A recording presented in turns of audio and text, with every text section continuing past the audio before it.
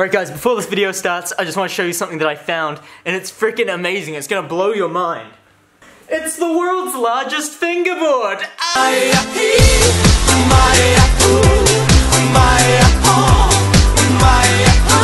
Yeah, that's right, I'm a jokester. You know, we like to have a little bit of fun on this channel. If you like a little bit of fun too, make sure to smash subscribe!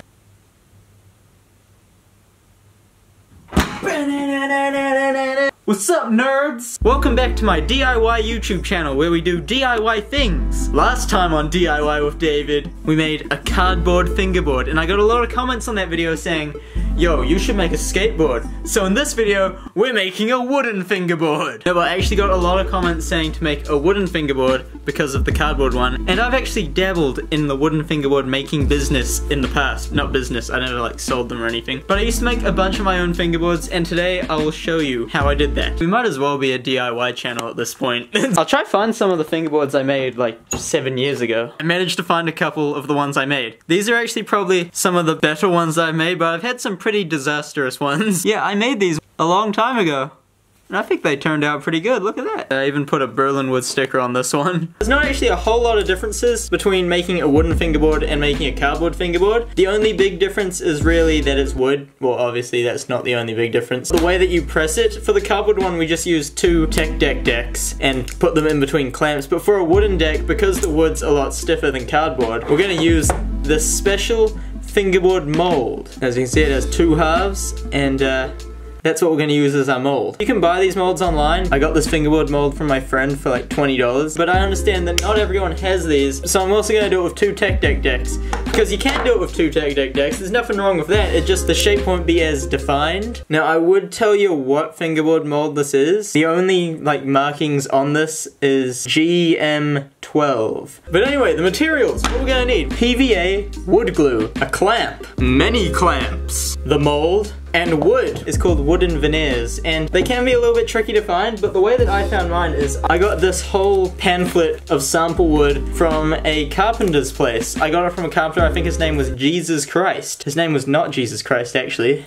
I don't think. Actually, it might have been, but probably not. But anyway, I got this whole pamphlet full of wooden veneers, which is perfect for what you need to make a fingerboard. So if you don't know where to get these, maybe hit up your local carpentry place, wood door building place, and they might have some samples lying around that you could have, or buy off of them, something like that. And we will also be needing sandpaper. For this board, I'm going to choose two different kinds of wood, a darker one and a lighter one, and it just makes the end product look pretty mean. The word of the day is mean. Mean. A word that Kiwis use to describe just about anything that's remotely interesting or cool, ranging from buzzy, crazy, dope, sick, kick-ass, wicked, sweet, nice, or even okay. Mean is almost as overused as the Americans using awesome. And here's the word being used in a sentence thanks to Urban Dictionary. Went to this new bar last night, some weird shit got f***ing owned. Things went off the hook, it was so mean. And there you go. Mean. Cut out 5 different plies, 2 on this wood with the grain of the wood going this way, and 3 on this wood with the grain of the wood going this way. And it just kind of makes the strongest fingerboard, I think. Well, that's what everyone online says. And I'm gonna make each ply just a little bit bigger than the mold.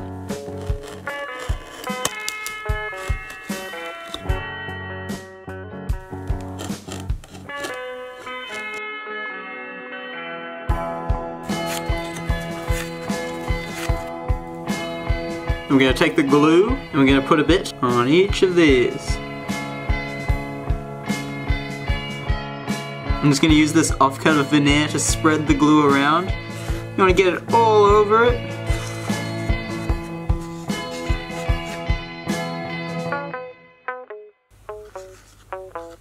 And now we're just gonna put them together like a sandwich.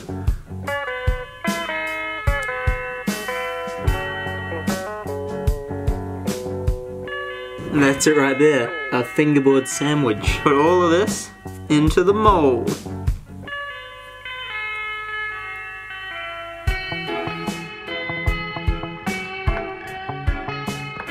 Now I'm going to do the exact same thing, but I'm going to clamp it with these two tech deck decks instead.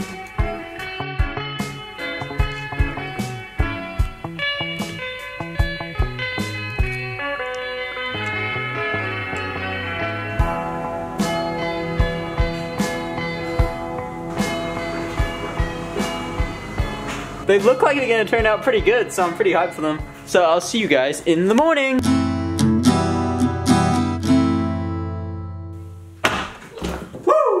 It's been over 24 hours since I put these in the molds and let them set, and that's because I forgot about them. So you don't have to wait 24 hours, but yeah, I just kind of forgot. Which is good because now they're probably fully cured and ready for sanding, which is what we're gonna do right now. Let's see how it looks. Look at that. Looks like it pressed really well. Not bad, not bad. Now let's see how the one that got pressed by the tech decks looks. I'm not expecting anything fantastic with this one, but if it turns out semi-decent, then great success. Alright, the moment of truth. Did the tech decks actually manage to shape the wood?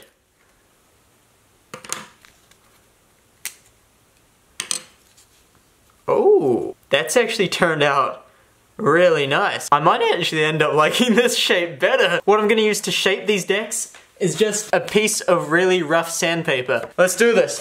This process might take some time, so montage!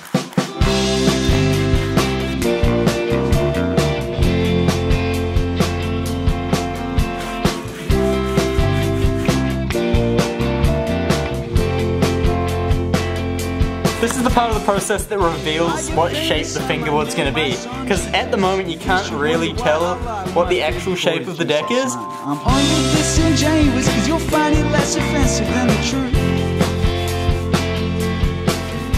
I've always felt like I'll get rich and I'll pay my parents' mortgage. Then I'll enlarge my fuselage, I can't refuse a more inch. It's hard to deny your privilege when it's dangling between your legs like that. I don't know why I came here. I just don't want to be on my own.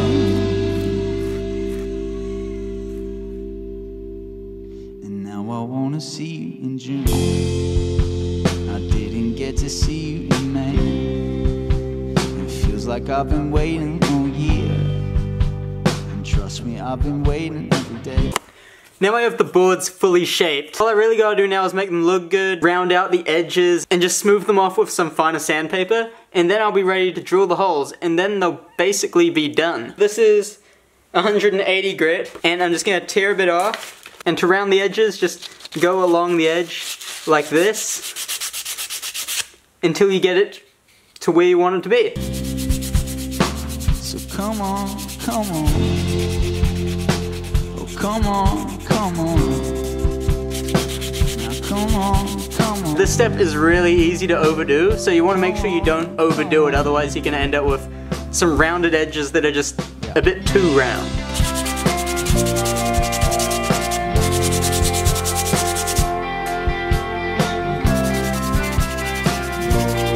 I'm going to take an even finer piece of sandpaper and go along the sides of the board and the bottom.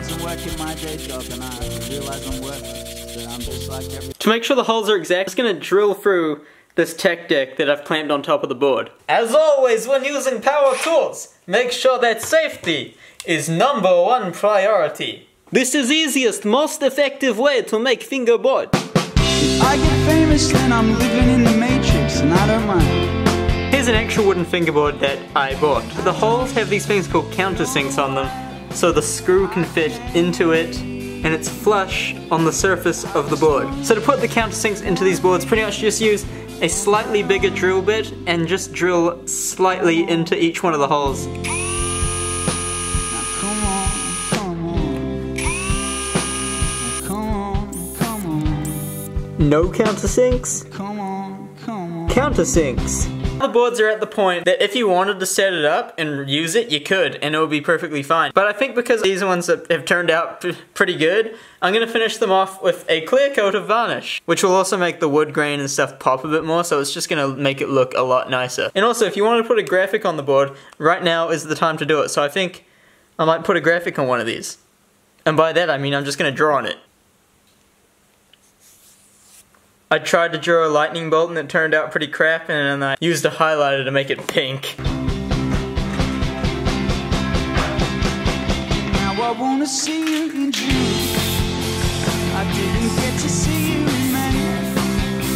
It Feels like I've been waiting all year. And trust me, I've been waiting every day. So come on. The spray paint's kind of making the graphic run a little bit, but I think it looks cooler like that than it did before, so that's pretty cool. If anyone can tell me what that transition is from, I'll give you $2 next time I see you. But it's the next day, and look at this. They are dry, they're shiny, they're ready to go. Ooh.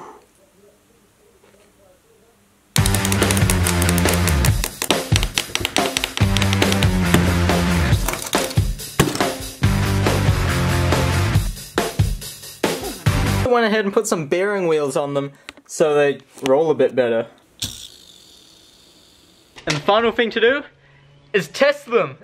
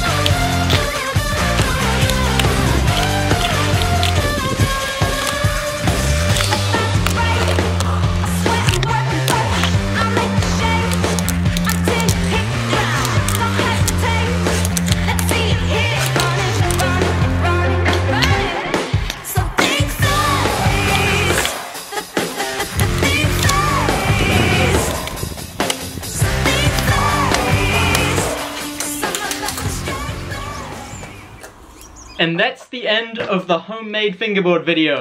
You guys seem to really like the fingerboard videos, which is cool because I like to make them. If you end up making your own fingerboards, make sure to send me a picture of it because I want to see how you guys did. Who knows, I might even give these away in a future video. If you want a chance to get one of these, make sure to freaking subscribe.